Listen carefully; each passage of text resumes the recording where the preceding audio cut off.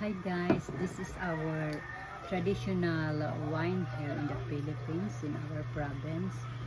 And then this is made of coconut. We call this in our province is tuba.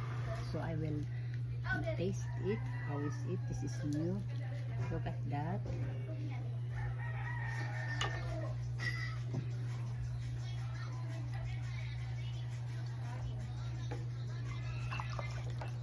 This is one of our wine here in our province.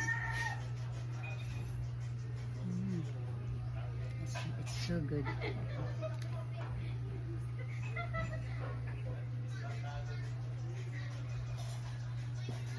So good, guys. I like it. We never buy wine here in our province because this is came from our farm. Ha? Ano rin? Kailangan